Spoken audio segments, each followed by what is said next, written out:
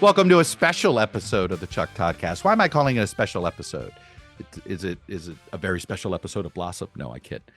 Sorry, I'm showing my age here, but when we used to say, when you ever heard the phrase, a very special episode, it usually was Blossom for whatever reason.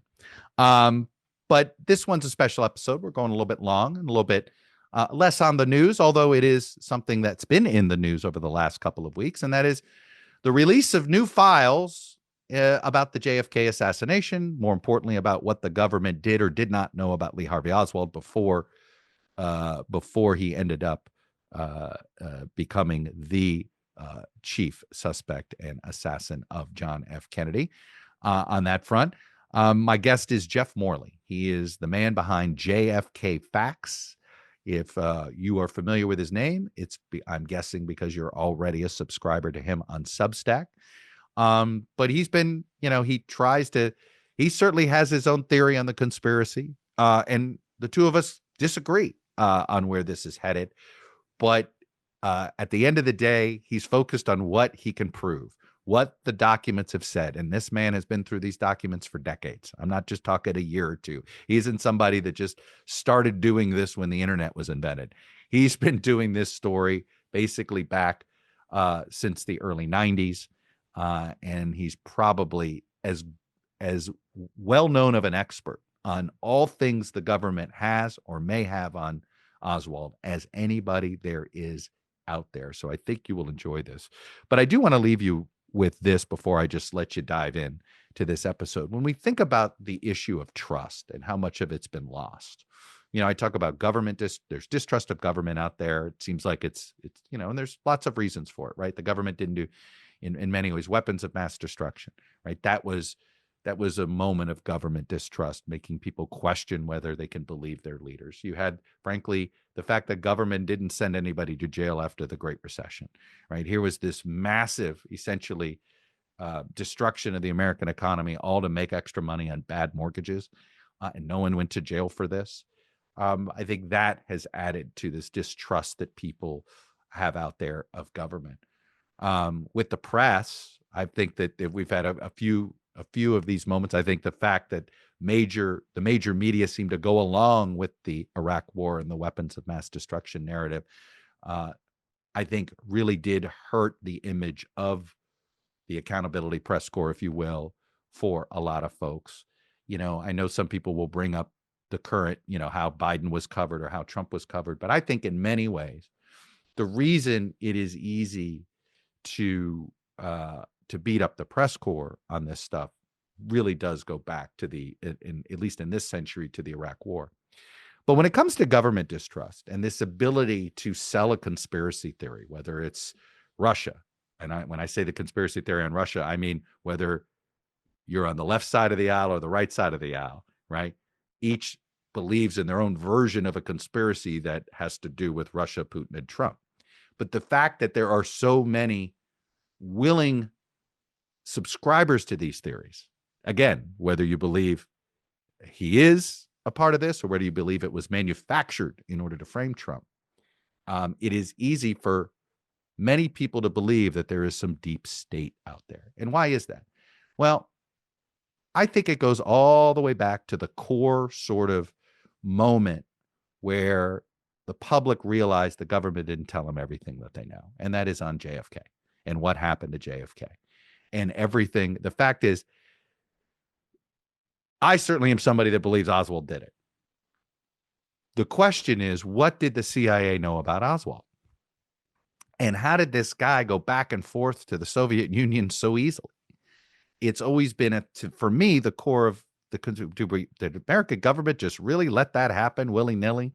Did the Russian government, Soviet government really have, how did that all happen? It's always been a huge curiosity. And the fact that we've had to drag the truth, drag transparency out of the government, one FOIA request at a time, or use a movie that frankly warped all the conspiracy theory narratives. I mean, I'll be honest with you. I think Oliver Stone, he did more to damage, I think, the belief in that conspiracy theory, because he didn't believe in one. He took his movie and made it a compendium of all of them, and some of them were just sort of cuckoo. It was a fun movie, but some of the theories he laid out there, there were very small threads to them.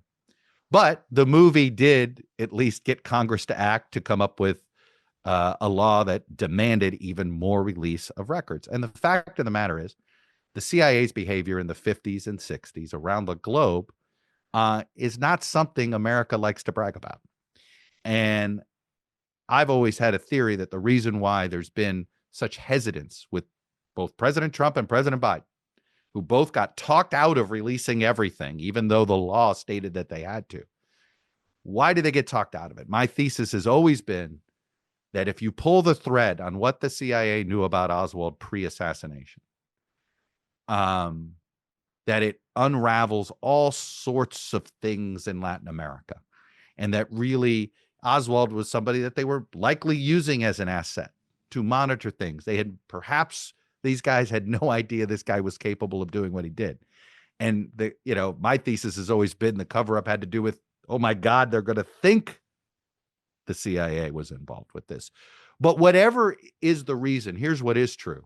You're not being told the truth. Our government has not been transparent about this. We have had to pull teeth. And it is governments, when elected officials complain to me about the ease with which conspiracy theories are sold to the American public, my response is, well, if you were fully transparent about this to me, I mean, think about it. Today's baby boomers, right? This is sort of the core. This is sort of the core first moment where that in Vietnam of when they sort of lost their trust virginity, if you will, with the American public. I think the inability of the government to tell the truth on JFK and Vietnam in that period of time essentially planted the seeds that have allowed plenty of politicians to exploit the belief in a deep state or government conspiracies, which I'll be honest with you, I think are just much harder to actually perpetrate today. We have too much transparency in many ways. Government is too big to sort of keep a secret, right? I think there's just impossible to do that. But the 50s and 60s version of this government was a bit more covert and clandestine. And it is possible that there are things that operatives convince elected leaders, hey, you don't want to open up this can of worms. It will only create problems diplomatically for the United States for decades if you do it. That's my thesis as to why we're still sitting here clamoring for more information and feeling as if we still don't have the full story. And guess what? We still don't have the full story. I have a theory. Jeff Morley has a theory. So may you.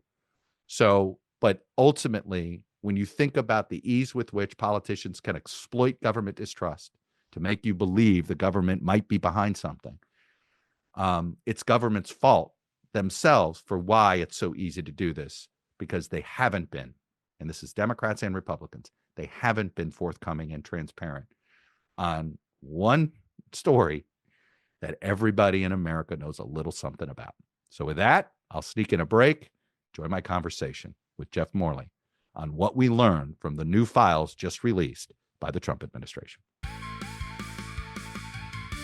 And joining me now is Jeff Morley. I have known Jeff some 30 years. I knew him when he was at the Washington Post, and he has been on the JFK story for a long time. And I think, Jeff, I would love for you to sort of tell your origin story of sort of how you, because JFK Facts is, I think, there's no better place on Substack to sort of to find somebody who both is doing this journalistically and has a open mind about various theories that could be behind it. So it's sort of like literally a sort of reality check for anybody who is a conspiracy theorist on all things JFK. You have served as sort of this center of trying to gather the information, be fact-based about it, explaining what's missing, what information do we still need, things like that. How did you become JFK Facts? Give me the origin story. Well, really, I had been interested in the JFK story in the 1980s. I read, the books, not just the conspiracy books, but the Kennedy presidency. But I felt like as a reporter, I was working at The Nation and the New Republic. I really had nothing to add. I felt like There were no people to interview or anything like that. And then that changed in 1992 or 1993, actually, after Oliver Stone's movie came out. In response to the furor, Congress passes this law, the JFK Records Act, and it was a very, sensible thing for the government to do. Which was there was all this controversy, and they said we're not going to reinvestigate, but we are going to make public everything that the government has in its possession. And this was where Stone really scored with public opinion in all the controversy, which what he pointed out. I hated the movie. I loved the movie and I hated the movie because look, I consumed all the conspiracy books, well, Right. And the Warren Commission and all these things. And I was always mad at how Oliver Stone treated he decided to take every theory and make one theory, right? And so it bothered me how he did the editorial, but it did lead to a good outcome in that it got the government to act. So you're right. But I'll be honest, Stone's interpretation drove me nuts.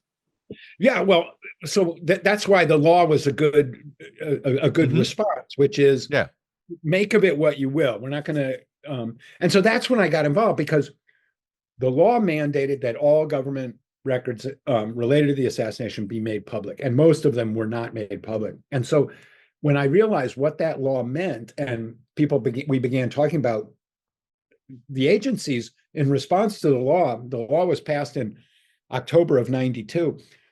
The CIA and the FBI, they responded immediately. They started making things and putting things in the National Archives. And as soon as I saw those records, I'd been reporting on the CIA in Central America, things like that. As soon as I saw these records, I mean, no question, there was a reporting goldmine here. Operational records of CIA operations, in living memory. So when I started looking at those memories and looking at those documents, there were names of living people, and so you could just start calling them. And right away, I wasn't going to try and solve the assassination or disprove any conspiracy theory. There was so much argumentation, and I thought, well, there's going to be good stories in here. I knew enough about how the CIA worked and the history of the CIA that there were going to be good stories, and particularly the dullest CIA, right? Yes. The dullest run CIA. Yeah. And so right away, there were stories. And so I did a story for the Washington Post 30 years ago this week, which was an interview with a woman, Jane Roman, who her name was on these pre-assassination cables about Oswald. Well, nobody ever done that before, got somebody, a CIA employee who knew about Oswald before the assassination to talk about it. And so it wasn't like, the whole discourse of conspiracy, it was so distorting. It was like, just leave that aside. This is a good story, right? This woman was right in the thick of it. And sure enough, what she had to say was really interesting. And basically it was, we were paying close attention to this guy. And she said it, a keen interest on a need to know basis. That's what the documents showed her. Well, that was very different than the Warren Commission story that we didn't know anything about the guy. Right. And now here's the CIA official saying, so this was a rich body of records. And that's how I got going on it. And so, I was doing reporting, but not a very popular subject at the Washington Post. People didn't really want to hear it. And I would come to them. I came to them with my best story yet, and they weren't interested. So, that was disappointing. But, it's a newsroom's a collegial place. And, if my colleagues didn't agree with me, they didn't agree with me. I wasn't going to cry and go home, had good positions, interesting work at the Post. JFK wasn't everything. So, but, I had a strong interest. And so then I decided, if the paper's not going to do it, I'll go out and make the news myself. I'll do a Freedom of Information Act request. And so that was pursuing the files of George Joannides, another CIA official who was in the midst of all the events that led to Kennedy's assassination. And that went on for a long time. Is that the birth of the Mary Farrell Foundation, which is sort of the backbone of your ability to essentially sue the government at times to make sure they comply, right?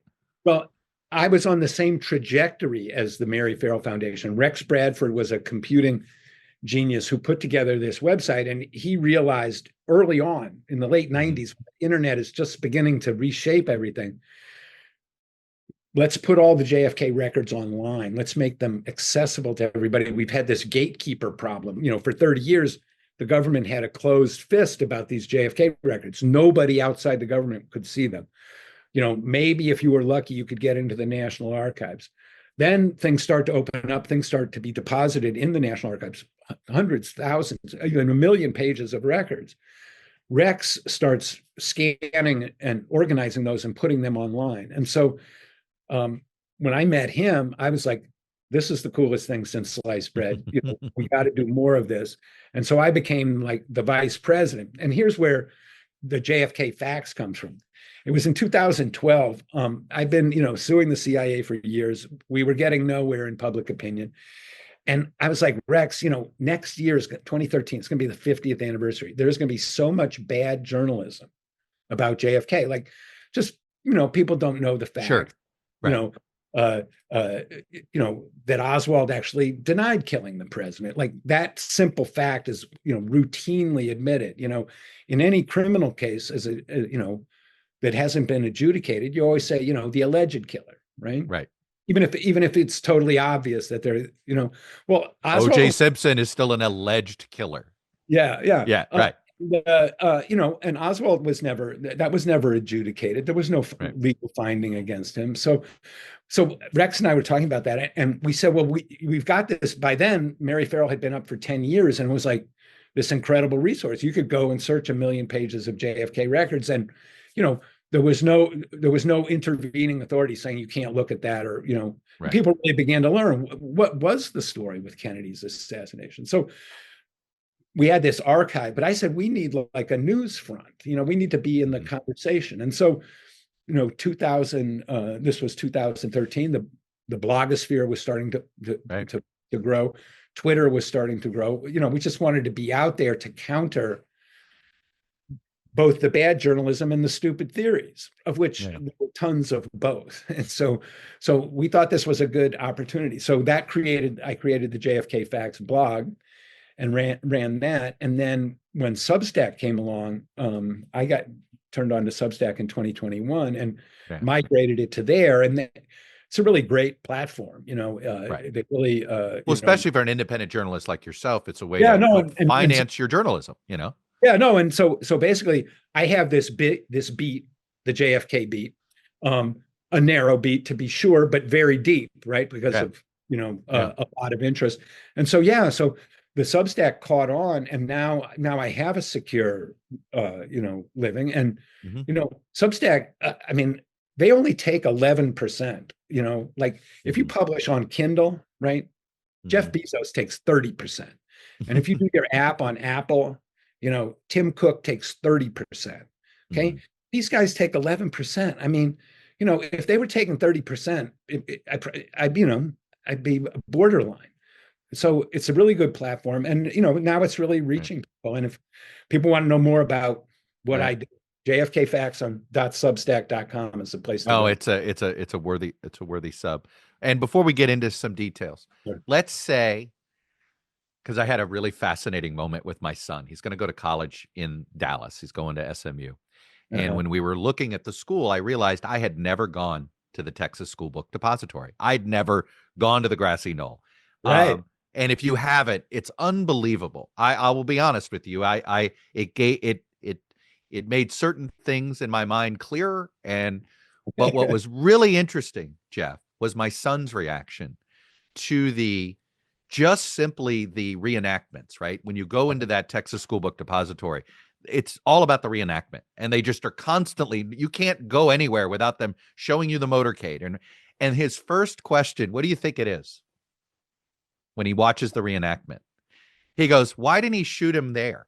Why did he wait till and I said, son, welcome to the conspiracy. I said, there you go. I said, that is arguably probably how the beginning, I've always thought, like, how did the mind go there for anybody? Well, when you start to look at the choices he made why didn't you shoot there?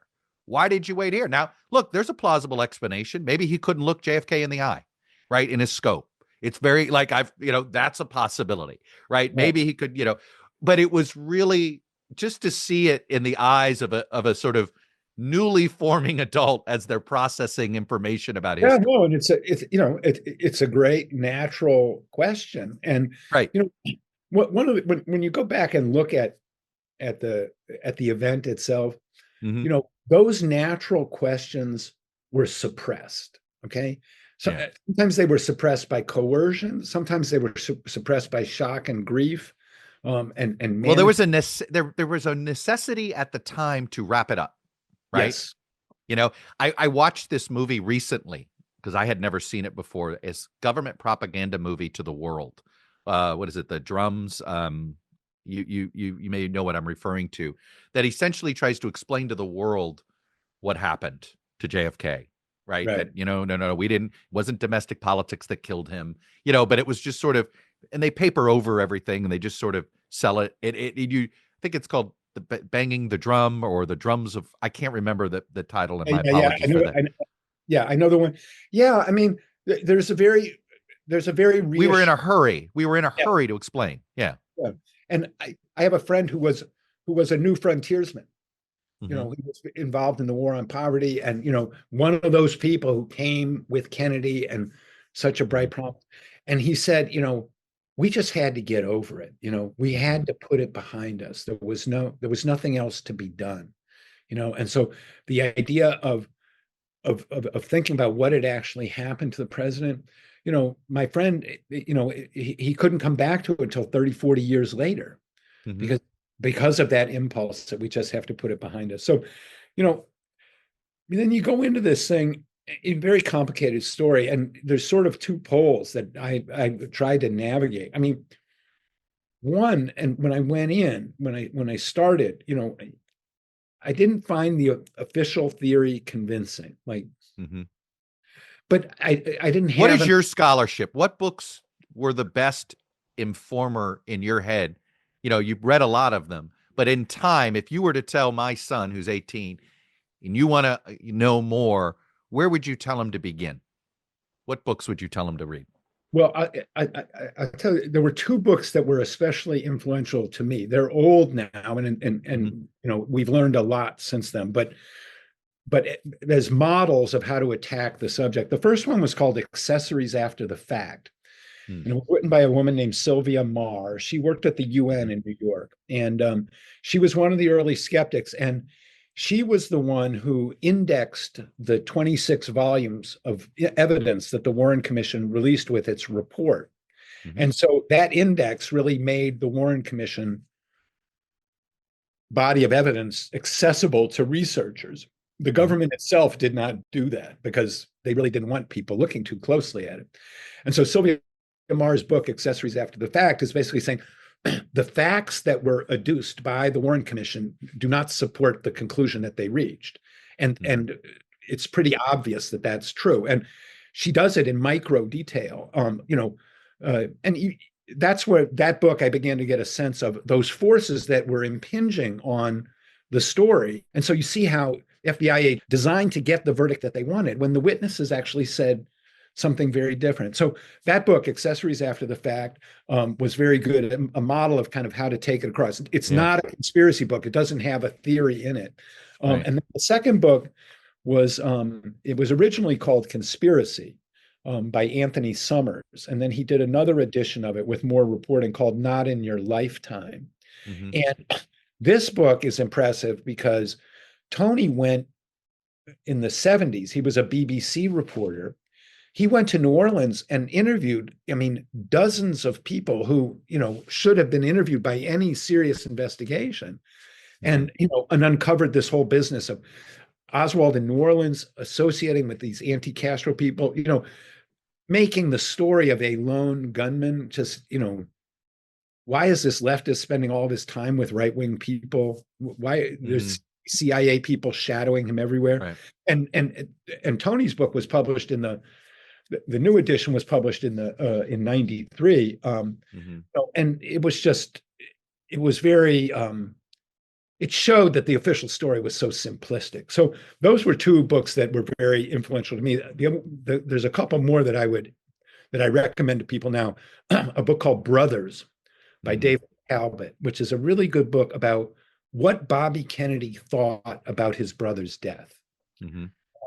And because Bobby Kennedy never believed the official story, not for once, a second. yeah. Right. And this book, David interviewed a couple hundred people in the Kennedy sphere and in the CIA sphere, and he got amazing access to, people in the Dulles family and the Kennedy family, and it shows why Robert Kennedy didn't believe the official story and what he was trying to do about it. So, those are 3 books that I would recommend to anybody who wants to kind of get going in understanding the story and from a critical perspective. So I want to try to tackle this before we get to sort of the most recent releases and what you're looking for in the next set of releases and what Tulsi Gabbard just announced. And I'm curious what you think that is. But before we get to that, for me, I feel like the thread that matters the most is obviously Oswald, right? And the sort of tracing Oswald's path and the thing that has always been hard to wrap my head around is how did the United States government allow a Marine to go to Russia and then come back pretty quickly and get back into polite society, right? Like ultimately, like if you know nothing else, that's an agreed upon fact, right? The Warren Commission, right? We know Oswald went to Russia, worked in renounced citizenship, then comes back. All this happens in the middle of Gary Powers too. There's all sorts of, you're just sitting there going, what is this? Obviously, Oswald, I have my own theory, right, of what Oswald could have been. Was he a CIA asset that went rogue? And I've always thought, like, what if the CIA's paranoia is like, we didn't do it, but my God, they're going to think we did. So we've got to distance ourselves from Oswald, right? There's all sorts of, but ultimately Oswald is trying to understand, how did Oswald not end up in jail in America for going to Russia and coming back? And why was this so easily allowed? Am I wrong that this is not the main thread? And my own reporting in the last couple of years has really focused on the Oswald file. I have assembled for the first time, it's not available anywhere else, the complete pre-assassination file that the CIA had on Oswald. When you say you've assembled the file, you mean you've taken all the various releases over the years and put it into a file, right? Yeah. I mean, these documents have all been declassified. The last classified document in the Oswald file wasn't declassified until 2023. Mm-hmm. So for the first time, we had the complete file with no redactions in it. Those documents had been released piecemeal over the years. They're not available in any one place. Using a CIA document that lists all the files, I went and found all of them, and then I taught a class in it. We crowdsourced it, and we found additional material that belonged in there. And eventually, we came up with 198 pages of information about Oswald.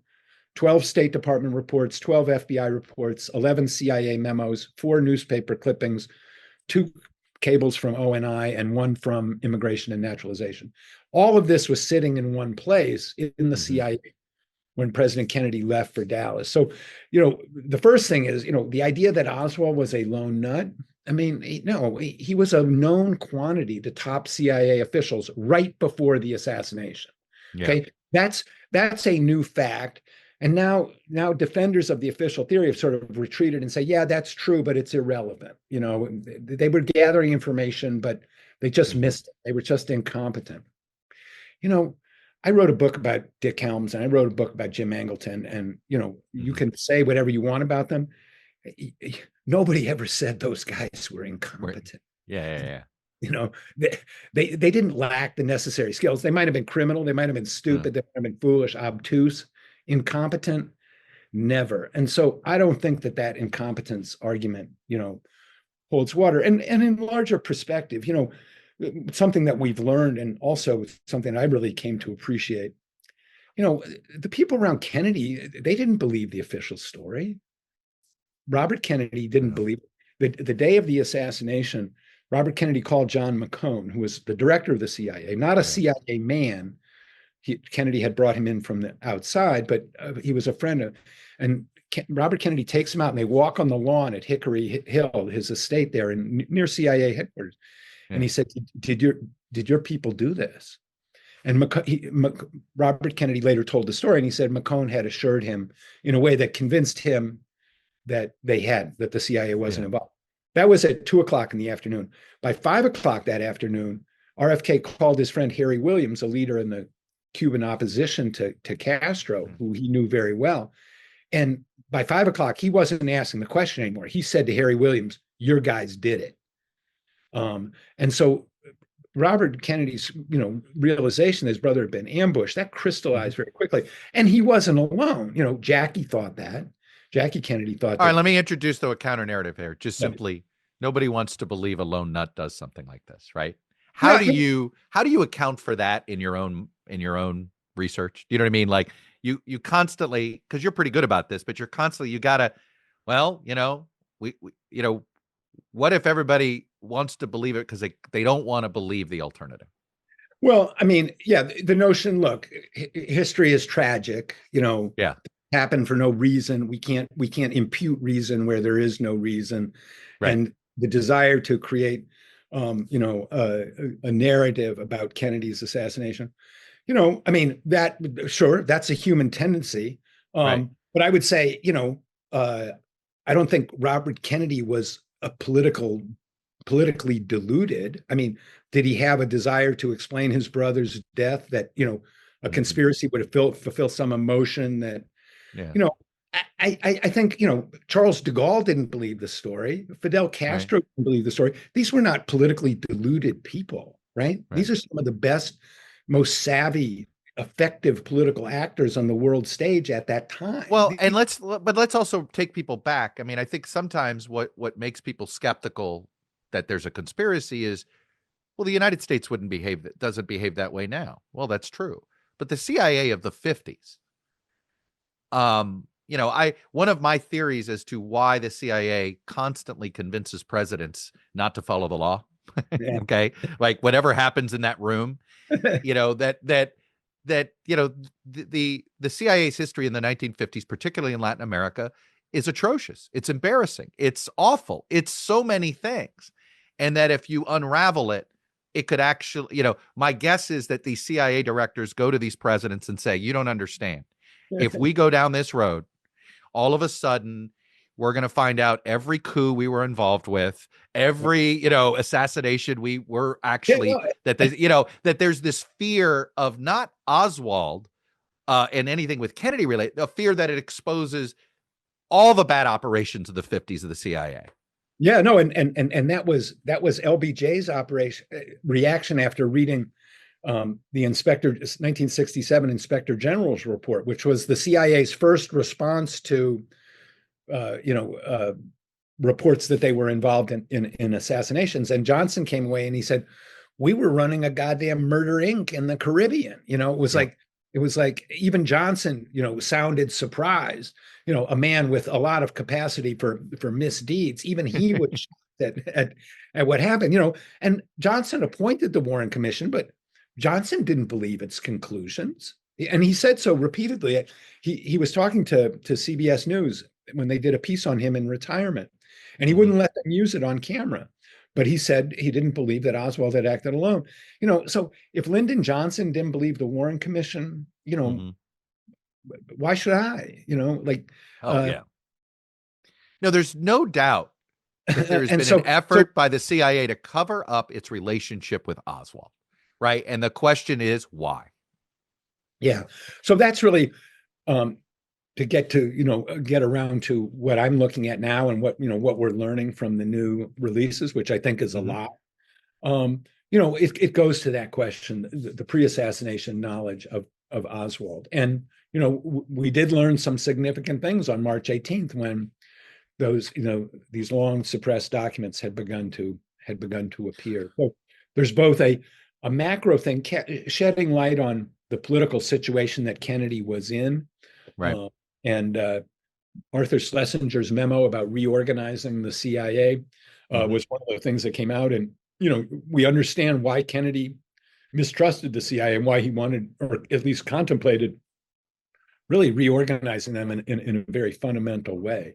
So that's kind of the macro situation. And then we drill down to the micro and we see, well, in the testimony of James Angleton to the House Select Committee on Assassinations, a passage just declassified, 50-year-old transcript, shows that he lied to them about what he knew about Oswald before the assassination. We're just getting that kind of information now, and we're also getting a bigger picture of, Kennedy in the Cold War, Kennedy in conflict with his own security apparatus. So we're learning more. So let's go to the releases, okay? Because the most recent, there was 2 laws passed. One, there was a chunk of everything should have been released in 2017, and Right. Trump doesn't do it, right? What did he hold off on releasing the first time? So the JFK Records Act, passed after the movie in 92, had a 25-year sunset provision, which is this JFK independent board obtained records from government agencies, put them in the National Archives. But the agencies were given the right to withhold certain material on grounds of national security or privacy. They could say, don't publish this name until he dies. He doesn't want it in public. Yeah. Well, that was legitimate, concern. But the law was, after 25 years, everything would be made public regardless. Well, when 25 years rolled around in October 2017, it came to Trump. Mike Pompeo and Chris Wray went to Trump, and there's a Reuters story about this, and said, we can't release this stuff. At least there's a lot of stuff that we don't want to release. And at that point, there were redactions in about 16,000 documents. In a collection, for perspective, there's about 319,000 different records in the JFK collection. Okay, right. So 16,000, it's not insignificant number. It's a couple percentage points. And among those, we could tell, that there was very interesting, material. So when the agency and when Pompeo said, look, you can't release it, Trump said, fine. And they released some stuff, but basically Trump kicked the can down the road. And he punted it was it 5 years he punted it? What was the punt? No, exactly 4. So he said, we'll revisit this in October 2021. Well, then that's Joe Biden this time. That's Joe Biden. So Joe Biden, that's right at the end of the pandemic. So Biden says, look, we had a pandemic. CIA can't do this. We're going to wait. We're going to give him another year. Okay. So another punt. Yeah. When the Washington Post called me up and said, what do you think? I said, this is like the COVID dog ate my homework. It's like, this is the lamest excuse. You've had 29 years and you're going to blame it on COVID, So then a year later, Biden did the same thing Trump did. He released a bunch of stuff and he held a bunch of stuff. And so that brought. But he also signed an executive order that seemed to try to know more or something, right? Explain that part of it. Yeah. So what Biden did was he held back a bunch of stuff. He released a bunch of stuff, but he didn't want this question to come back to him. And so he issues an order in June of 2023.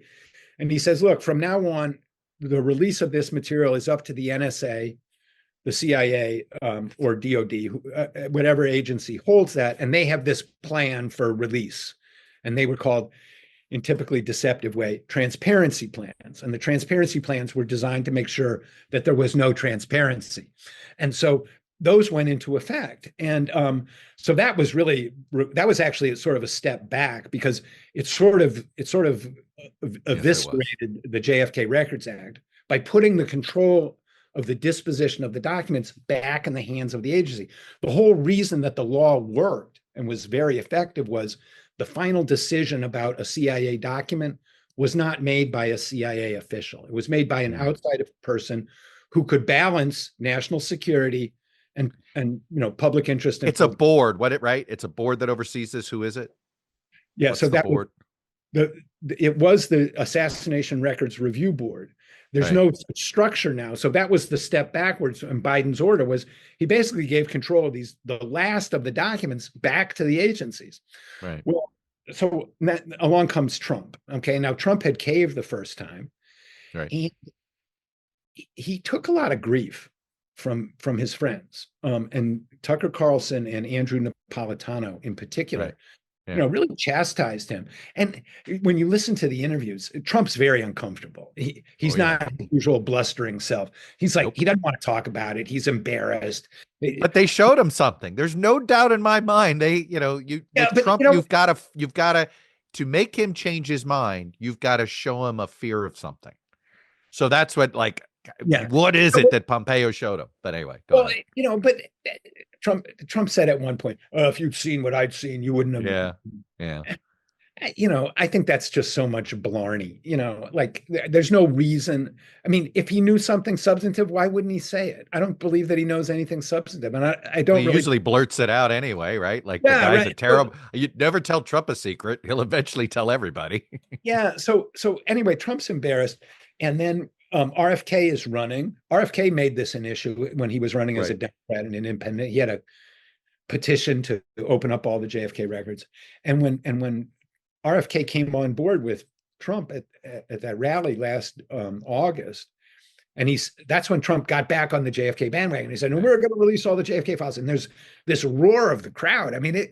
it was a great applause line for Trump. And Sure. I think that's when he latched back onto it. It's like, oh, this is cool. And he goes on Joe Rogan and says, I'm going to, he incorporated that into his message. And I think is trying to, regain face with his followers.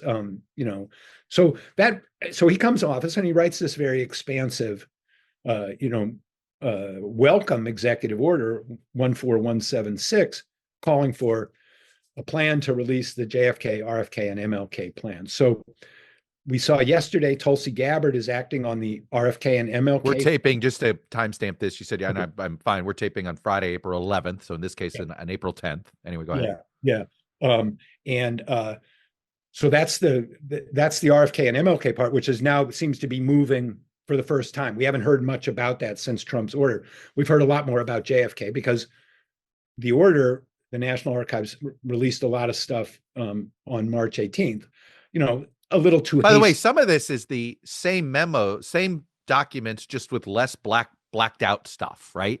Well, the good thing is that almost all of the redactions have come off. There Okay. are still Yeah. some redactions, but the problem there may be that the original copy is redacted.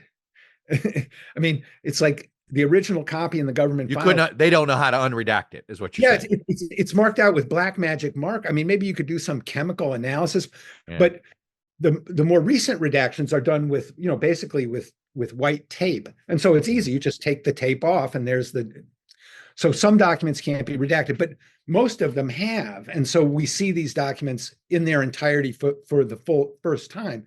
And like with the Schlesinger memo and the Angleton Senate testimony, these last details are important. And if you think about it, it stands to reason, right? I mean, if you want to hide something and you're being pressured to release things, well, you release the things that are least damaging or least important to you first.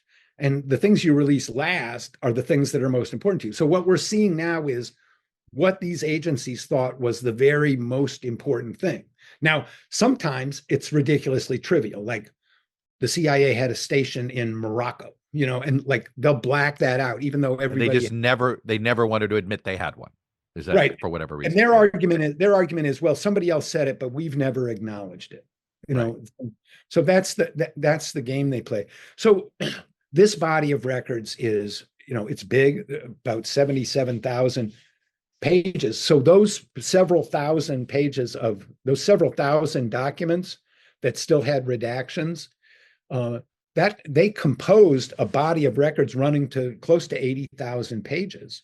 And so that's what we're going through now. And there's And you're still going through it, correct? Right. At this yeah, point. I mean, somebody asked, they said, Jeff, how many of the 77,000 pages have you been through? And I was like, 1/2 of 1%, Yeah.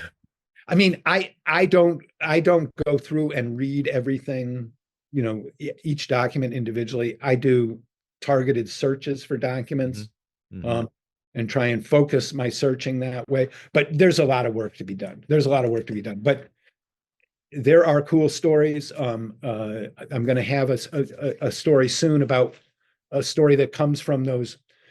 In February, the FBI announced that in response to Trump's order, they had found 2,400 more documents of assassination-related material. which they turned over to the National Archives. So I went to see that material, and I'm have a bunch of us went to see it, and we have a story about a very interesting story that's in there that has been previously redacted. Mm. And Got a little hint? You want to drop a little hint? This has to do with after the assassination, J. Edgar Hoover sanctioned 17 FBI agents for their handling of Oswald.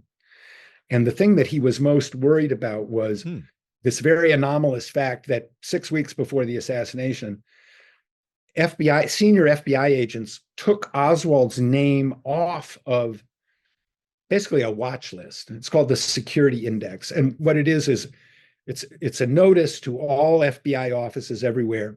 If you get any information or any inquiry, that's the standard about this person, right? Please let headquarters know. So Oswald had been a defector in the Soviet Union, returned. He went right on to the index. He's a person of interest. Of course, he was a Soviet citizen and then defected and then came back. Like, of course he's a person of interest, right? and he has a Russian wife. So an FBI agent interviews him twice that summer, in the summer of 1962, and takes him off the list, says this guy's not a security threat anymore. That was his judgment. A year later, Oswald's arrested, and they put him back on the list because that's why you have the list, to find out if. Yeah. So that's August of 1963.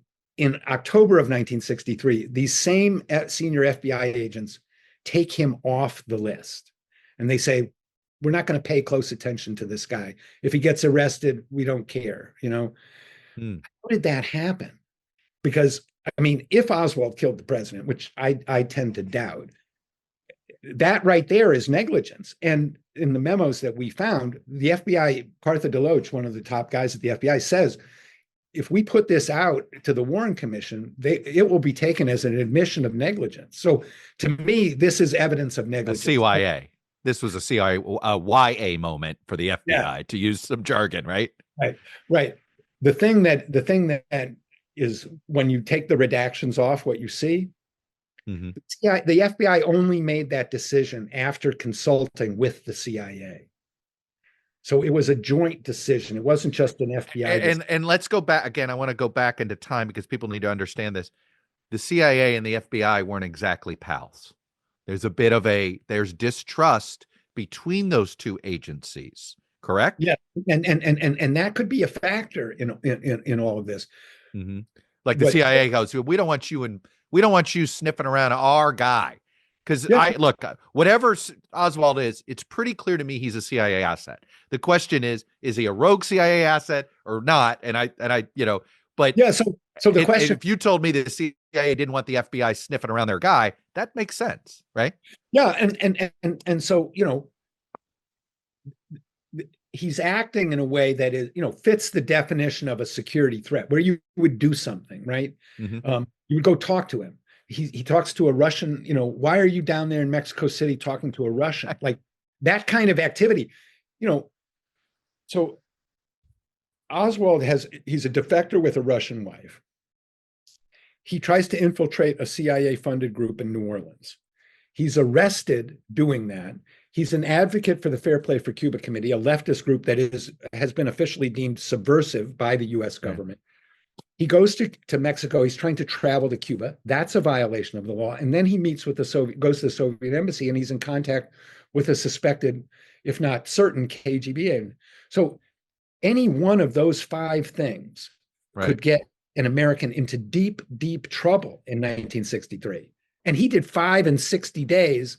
And the response was, let's turn down the lights on him and look at him a little less closely. All right. This is where I want to interject something you and I worked on for a bit. And look, I just, my bosses at NBC just decided it was not worth our time to go down this hole. I really believe that. I know that was the motivation, for what it's worth. But what we were focused on, and what you came to me with, was the fact that there were people that attended the Lee Harvey Oswald arraignment in New Orleans after he's arrested for handing out the flyers. Right. And an NBC affiliate happened to cover this. Yeah. And so you came to me trying to what could we uncover? And we worked on this for a while, but take me back to that moment, because you had identified. There was a photo, I think, in the newspaper, or you were able to find a clip. The clip lives on YouTube, I think, right, of the New Orleans Yeah, TV station, correct? yeah. So just to give people the background, so Oswald goes public. He's pamphleteering for this leftist group, the Fair Play for Cuba Committee, which was a very popular campus group to support the Cuban Revolution and oppose U.S. policy towards Cuba. And this is very unusual in a conservative southern city. Like, the Fair Play for Cuba had rallies in New York and San Francisco. No New Orleans? Right. Yeah, like, yeah. what? Right. And in fact, when Oswald wrote to the Fair Play for Cuba Committee and said, I'm going to set something up here, they said, don't go public because it's going to provoke a violent reaction. Well, Oswald goes public, and sure enough, it provokes a violent reaction. These Cuban exiles, members of the Cuban Student Directorate, confront him on the street, and they throw his pamphlets, and they're kind of face to face, shouting at each other. A crowd gathers. There's actually a film of it. And a couple of policemen come along, break it up, and arrest them. And Oswald's arrested, and four Cubans are arrested. So the following Monday, they're in New Orleans Municipal Court, and Oswald comes in.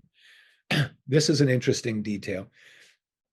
The court's still legally segregated in New Orleans in 1963. There's a colored section on one side and a white section on the other. Oswald comes in and he goes and he sits in the colored section out of sympathy. Oswald was especially for a Southern man who didn't go to college, Oswald was instinctively pro-civil rights. He'd grown up around poor, especially poor Latino kids. So there was some identification there. Interesting. He was in contemporary terms, you'd say he was anti-racist. So on the other side, the Cubans come in, and this is a political event for them. Right. This is the struggle against Castro brought to New Orleans. And so they talk to reporters and say, why are you covering this guy? And why don't you criticize Castro and all that? What we worked on is, if we have that film footage, I believe that four people who were in that courtroom confronting Oswald had CIA connections. In fact, I'm sure of it.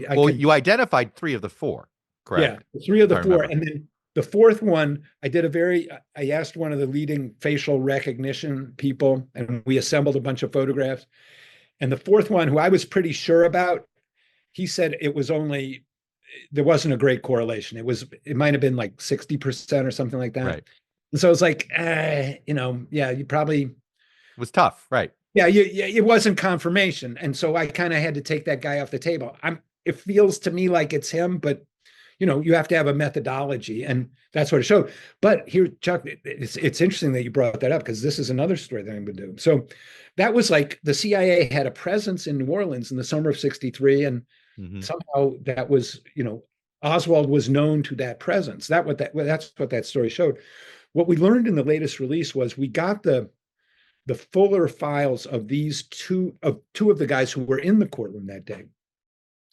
And what the declassified version showed was they had been tasked by the CIA in the summer of '63 to spy on pro-Castro forces in New Orleans using duplicitous methods, like go join and pretend you're a supporter. Right. Now, they weren't aimed at Oswald, but that was a standard CIA practice in New Orleans at the time Oswald was there. It was not FBI surveillance. It was CIA surveillance, and it was specifically targeting the same type of pro-Castro person that Oswald was. So, and this is where, like, the Cuban exile community, the Bay of Pigs, right? It all weirdly, there was overlap. Yes, with some of these figures, correct? Yeah, I mean, you have this people displaced by Castro's revolution. One of the guys in the courtroom confronting Oswald was a man named Frank Barthez. He had owned the biggest railroad in Cuba, and he was basically, he lost everything. He was just returned to being a middle class guy. So there was incredible bitterness, and there was incredible bitterness towards Kennedy because he hadn't overthrown. He didn't follow through, right? He didn't follow through in the Bay of Pigs. And so by '63, so he didn't follow through at the Bay of Pigs. He didn't. By the way, let me interject here. I grew up in Miami. This is why the Cuban community is Republican. Yeah. This is the reason. This is the roots. If you're wondering how it all began, the roots of it are Bay of Pigs. Anyway, go ahead, Jeff. Right. The roots of it are anti-JFK. Right. to put not too fine a point on it. Yep. The anti-democrat is what the Cuban exiles wanted. Kennedy, nobody will admit Right. it. They just blame the Democrat because, Bay of Pigs was an Eisenhower approved operation. Yeah. Right. So the Bay of Pigs, that sense of bitterness, resentment, recrimination, very Right. powerful in the especially in Miami. There's a State Department document from October of '63, really itemizing it in very specific terms of how bad it was. So that has to be a factor when you think about the assassination. Right. And also, I spent some time in New Orleans over Christmas and with a local historian, and and a lot of times we focus in the Kennedy assassination story on the organized crime angle, the mob bosses dispossessed in Havana. But this friend of mine pointed out that the normal legal commercial dealings between the United States and Cuba were much larger than that illicit black market stuff, the casinos and the brothels, gambling. The legitimate, business was far, far larger. And those business interests, of which there were a lot in New Orleans, because there was a lot of trade. Cuba's a short boat ride away. Right. They lost. They too were dispossessed by this revolution, and so that bakes into the culture of New Orleans this commitment to overthrowing Castro. And so when you see the conspiratorial milieu, especially of New Orleans, and I think that this was something that was kind of there was a lot of this in JFK, and Stone kind of. Yes, it was. He used that almost more as a setting, and because New Orleans is just a great city to set things into. Right? Yeah, It's cinematic. Right. I mean, the scenario of the movie, that David Ferry plotted the ambush. I mean, that's fictionalized. It's simplified to make it work as a movie, and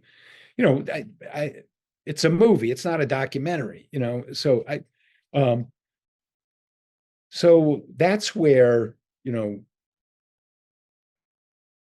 to come back to your original point, we face this choice, Occam's razor, right? The simplest explanation is usually the best.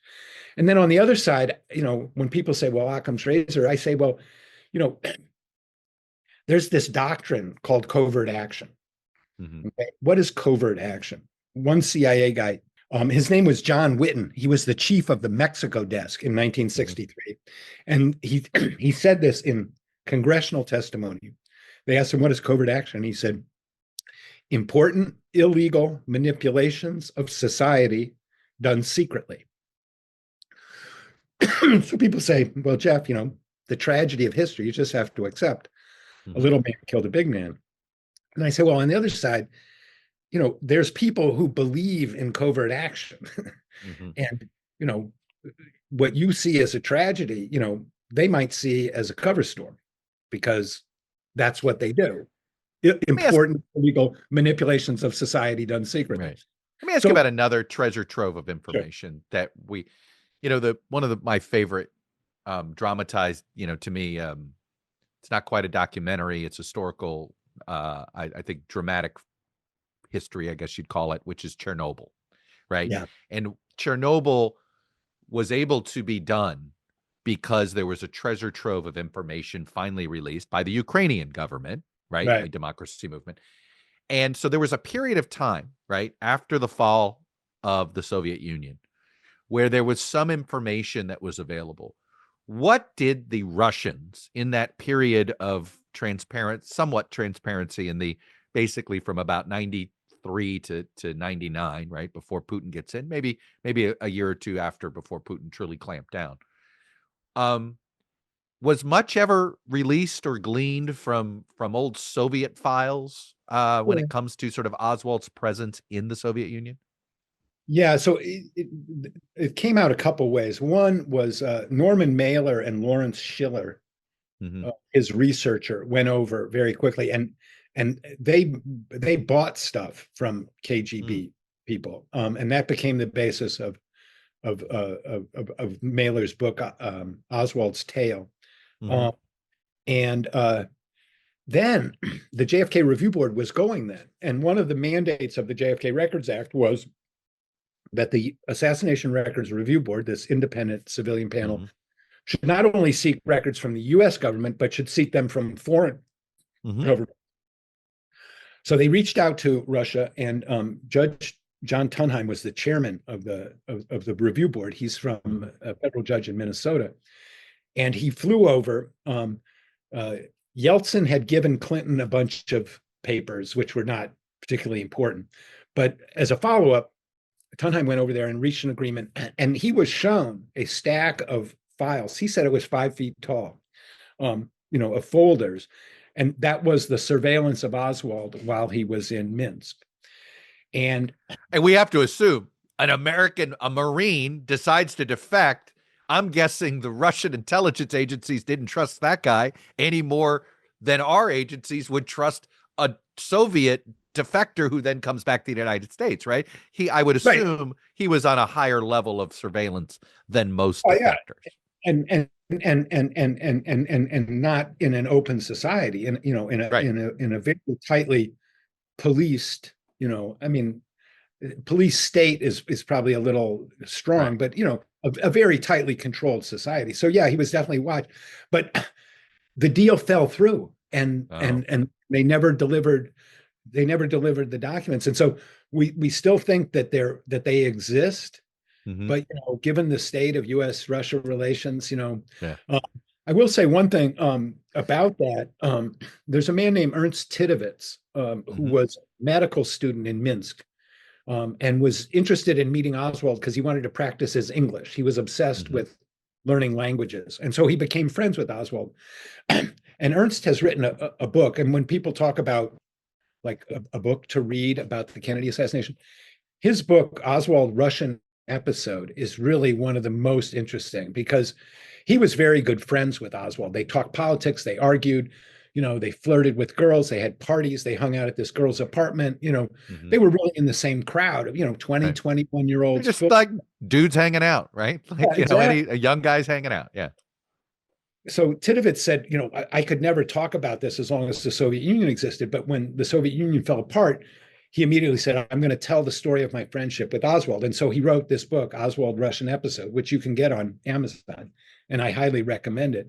But he said something interesting was he didn't just write about his friendship with Oswald, but he went and tried to find these security types who had been watching him. And he talked to a few of them. And he said what they told him was, after watching Oswald for a while, they felt he was not a directed spy. He was living in this apartment building in Minsk. Communist Party headquarters was right down the block. He never went there. He didn't seem to be seeking out intelligence when they watched him. So that's a subjective, reaction. Sure. That was the impression that one friend of Oswald had, with the benefit of some hindsight. So let's go back to now. One of the more interesting things that on the week on April, I think it was April 10th, that the DNI had, Tulsi Gabbard, implied in her new release of saying there's more files, is this idea that more files were found. JFK files were found. What, do you have a sense of what that could be? Do you have a theory of what was, that stuff that had never been delivered to the archives?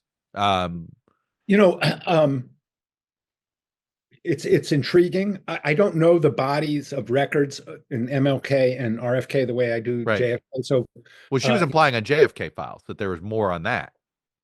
I believe, I know that they have JFK files that have never been released, and what the FBI, when the FBI found these records in February, that's the proper response of an agency, which is the president issued an order. They want all JFK files. Let's take another look, see what we got, put it out there. The CIA hasn't done that. If Gabbard's going to get them to do that, to go back and just do a good faith search, not saying you're hiding something, just make sure you get everything, make it public. So that could be, very positive, and that there's somebody in the intelligence establishment saying this is a priority. There's a public interest here. We're not doing business as usual around classification. That's all very positive. So, remains to be seen how they delivered on the JFK things. I had a report card of, things that were redacted and are now, and we wanted to be released. And we pretty much have all of those. I just got a couple the other day, and I'm going to go through the checklist and see and compare. I think we ultimately had like 18 things. Right. So that's a big step forward, but that's just the records that had already been acknowledged and given to the National Archives. Right. There are these other things that were never turned over. And that's the next phase of this search. And I think that's what Gabbard's talking about. So we haven't seen the CIA produce JFK records that were not already at the National Archives. Right. That would be an important milestone if they did do that. If they did what the FBI did, go search their records and make public assassination-related material. So we just spent nearly an hour just on one thread, which is Oswald. Yeah. The second most intriguing thread, obviously, when it comes to the JFK assassination, is Jack Ruby. Yeah. And I've always noticed your work has always been primarily focused on Oswald and the CIA and the pre-time. How much time have you spent on Ruby? How much is missing on him? What more would you love to know about him that you think's in an archive but you don't have? That's the thing why I don't write about him, because there's not a lot of new things about Ruby.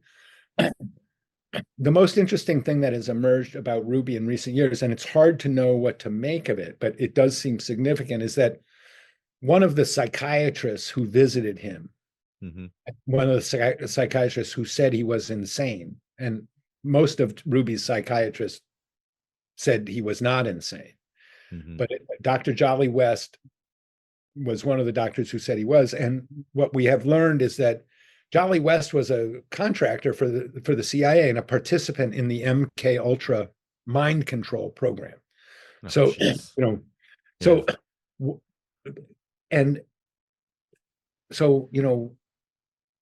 one of the things that they did with people was, dose them with LSD.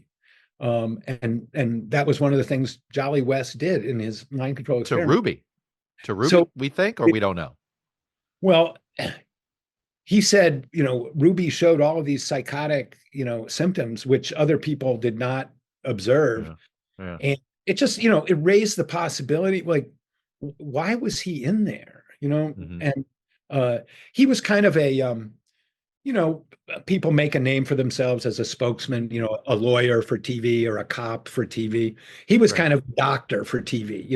He had a public profile. I gotcha. He sought publicity, but the CIA connection came out many years later. So is there something to pursue there? Well, Jolly West's papers are at UCLA, and we're going to go out there and take a very close look at them. Is there something in the existing body of records about Ruby that could come out? Let me present a scenario and tell me how inconclusive this would feel to you. If the CIA finally admits that, look, Oswald was an asset, we covered up our relationship with him because we were paranoid that everybody would assume we were involved when we really weren't involved. Turned out this guy was more rogue than we thought. We messed up. We're sorry. Now, if that is the story, would you ever believe it? I mean, it feels like a modified limited hangout to me. Okay. And and that's where my Occam's razor goes. What would be the various motivations for the CIA to cover up their relationship with Oswald? One is they were involved. Okay. Right. One is they fear that they would be blamed for it. Right. Like that would to me be the other most plausible scenario. Yeah. When people put that out, I say, well, what's the evidence that was the thinking of the people at the CIA at the time? So, for example, which is the fairest point. Yeah. Yeah. Did people, the CIA people of that generation wrote memoirs, did oral histories. When you look at those oral histories and they talk about the Kennedy assassination, do they say, God, we were all over that guy and we just missed him? I mean, I'm not aware of anybody who says that. What they say is we didn't know anything about that guy. And we know that's not true. That's Now, not true, right? and so those people might have just been not saying they had guilty knowledge and were deliberately lying. They just may have been misinformed or just they believed their institution, which is, understandable. But I don't see the evidence that somebody said, "Oh my God, we screwed this up." After the assassination, there's nobody saying, "How did we miss this guy?" What they say is, "How do we pretend like we don't know anything about him?" So that's why I tend to doubt the CYA thing. I don't see the evidence for it. Just the absence of positive action is not. That alone cannot prove the incompetence or the CYA theory. And then the other theory could be, what if both things are true? Oswald did it and he was part of a conspiracy. I don't rule that out. The crime scene, because it was compromised, the sixth floor was not controlled for about 10 hours after the crime.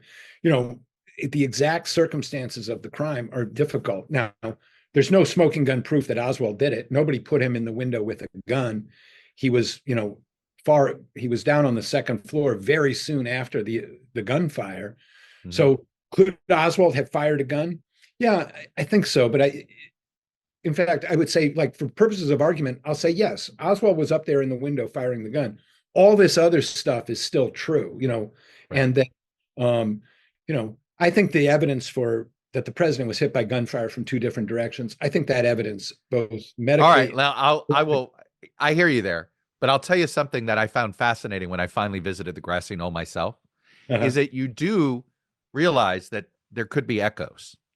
So if you told me eyewitnesses thought they heard something, it was more of a canyon-like feel than I expected. Yeah. So the possibility of echoes where you think, and we know this in eyewitness accounts, people swear, "Oh, I think I heard guns from here and here and here," and what they really heard was the echo of the gunfire, and they're not used to hearing gunfire. Right? Absolutely. And I mean, any criminal investigator will tell you kind of ear witness testimony of gunfire, notoriously unreliable, notoriously unreliable. But on the other hand, Kennedy's passing by a crowd of several hundred people. So I think any one individual could be mistaken, but if you have a bigger sampling, I think you're more likely to get an accurate reflection, because people are in all different places, so they wouldn't necessarily be doing the same thing. And 40 to 50 people said they thought the gunfire came from in front of the motorcade. And the doctors who tried to save Kennedy's life said the same thing, that Kennedy had been hit by gunfire in the throat and in the head. So that evidence to me is compelling that other people were firing a gun. So even if you put Oswald up on the sixth floor with a gun, I think it's possible, not unlikely. I think he more had a lookout role than a shooting role. But that's what, that's my response to that argument. But, because the crime scene wasn't controlled, the chain of possession for the gun, the bullets, all of that is totally messed up. If Oswald ever went to trial, criminal attorneys would have no problem attacking that chain of possession, and in fact, over the years, there have been 7 mock trials of Oswald. Typically by bar associations and law school. You have prosecutors, defendants, judges, jury, and all of that. In 6 out of the 7, Oswald is acquitted or has a hung jury. So that's kind of a man in the street judgment of the body of evidence. But I think it tells you something that the criminal case against Oswald is not strong, and it's gotten weaker over the years. So, what new technology would you love to see applied to some of the evidence that is still exists? Well, we're looking at AI. We have an AI project at the Mary Farrell Foundation. I mean, I'm very wary of the idea that AI is going to solve the Kennedy assassination for us. I was thinking more on the DNA front, but anyway. Yeah, I think AI could help us parse, analyze, organize the body of records that we have. So we're exploring. A second thing is, this is underrated just the fact that everybody has access to these records now, that alone, digitization, that alone, Crowdsourcing. Yeah. yeah, is such a, yes, crowdsourcing. Like when we had this Oswald file, we put it in front of a bunch of people. I mean, I've been looking at this file for years, and people found stuff that I'd never seen. Right. And that's just the way it works. I was just going to say, how do you check yourself? How do you, I worry about this confirmation bias, right? I worry about it with myself all the time. And I think if you do worry about it, you probably are pretty good at least about seeing alternative explanations. How do you deal with that? How do you force your mind to like, you have a conclusion, but how do you avoid confirmation bias? Well, one thing is, social media is toxic, and it's toxic because it's binary, right? And it boils things down to thumbs up or thumbs down, and you can't really have a nuanced discussion. You live in a gray area on this world, I feel like. Yeah, right. And so that's one thing, is just to do that, but also, and this is part of it, like, I feel strongly about this. Other people, friends of mine, feel strongly about it, and they're totally disagreed. And to not take it personally, and to listen to that person, even though you're like, how could you possibly think that? That's where I try and check myself and say, Jeff, just listen, take your feelings out of it. Good for you. Hear what they're saying. How is a third person going to hear what they're saying and you're saying? And just try to detach yourself a little bit from it.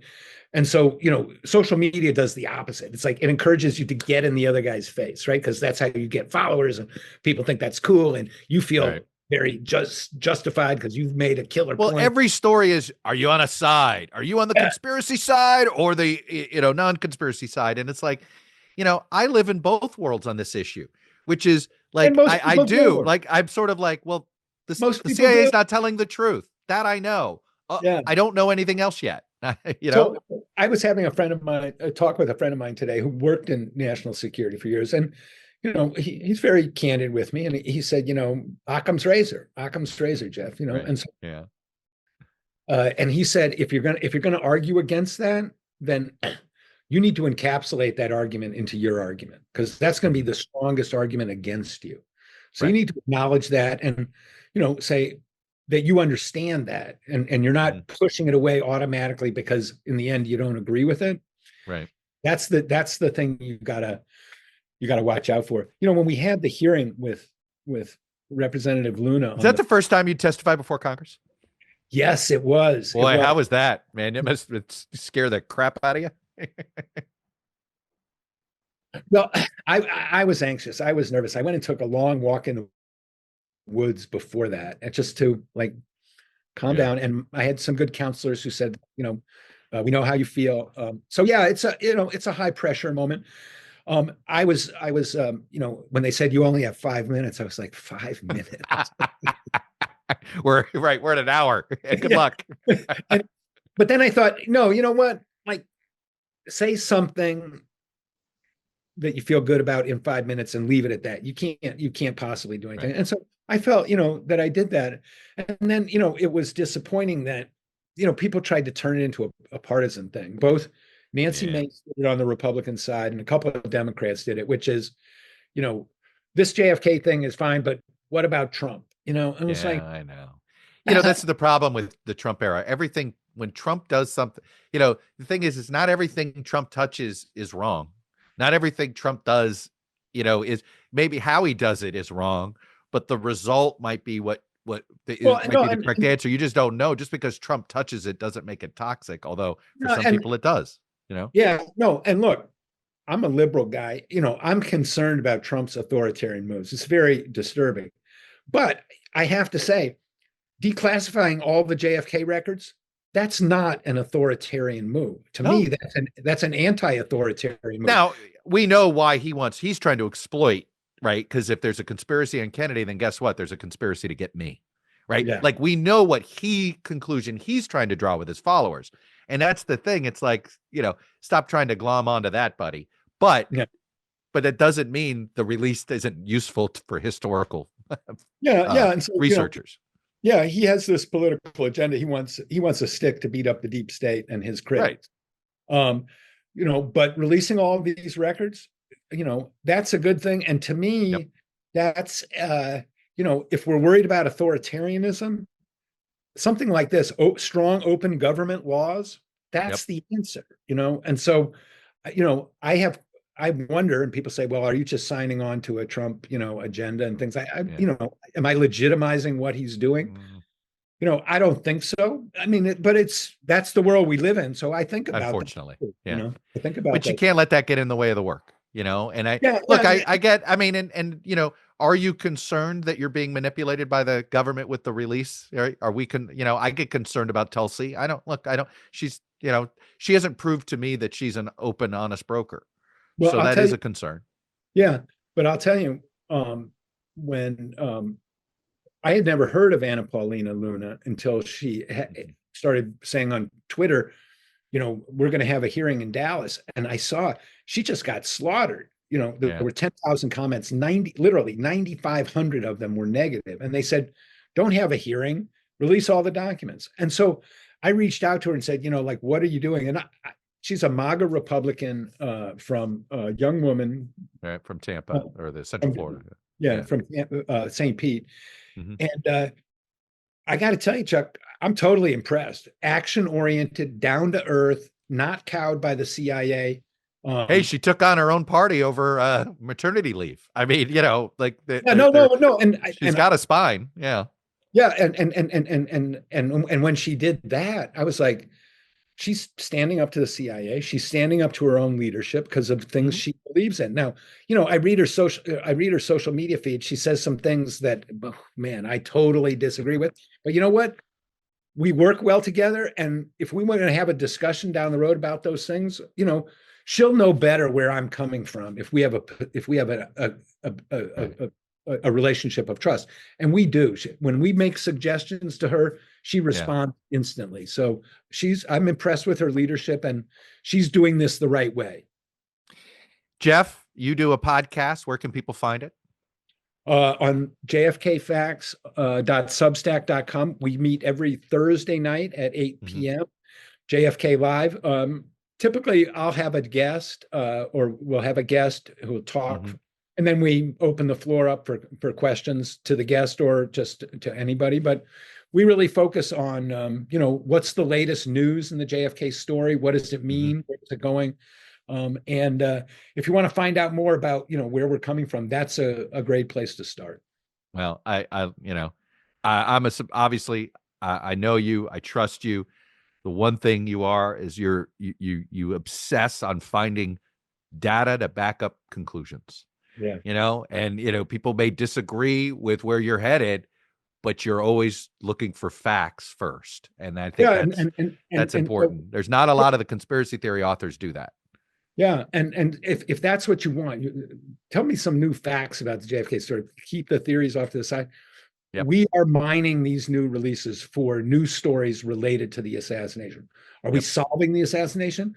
We're telling you new things that you didn't know before. And if you're interested in the subject, we're the place to go. It is, and I'm so glad I got those book recommendations out of you. I know some people, and that's the way they should. And frankly, you should also read up on the CIA in the 50s and the Dulles brothers, because you've got to understand the environment in that moment and the relationship that the CIA had and didn't have with our government, and how rogue it was a young precocious agency still back then, and people forget, and look, it took till Carter and Stansfield Turner, frankly, to truly begin the reform effort there, right? Yeah, no, they for the first 30 years of the CIA, they really had impunity. Now we have a structure that kind of reins them in a little bit more, or distributes responsibility for what they do. But yeah, in those first 30 years, that's key to understanding.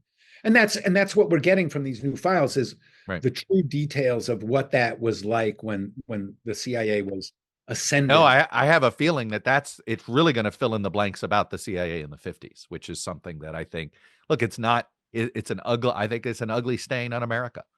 And our relationship with Latin America to this day continues to be that hangs in the air. Yeah. We don't realize it, but you talk to Central Americans of a certain generation, and that stuff's still fresh. Yeah. South Yeah. Americans and Central America, very fresh Yeah. in their history. Yeah. Jeff, thank you for doing this, my friend. Thanks for having me, Chuck. It's great to talk to you. Let's do it again. We will. I have a feeling. Next release. Awesome. Thanks, brother. Well, I hope you enjoy. Many of you are going to be listening to this throughout the holiday weekend. It's been, I know that a lot of faiths this week are celebrating holidays from Passover to Easter. I hope everybody travels safely, enjoys time with their family, and frankly is able to, other than telling your friends and family about the great new Chuck ToddCast that you have to listen to, other than that you park politics on the side and instead enjoy time with your family. And with that, I'll see you on the next episode of the Chuck ToddCast until we upload again.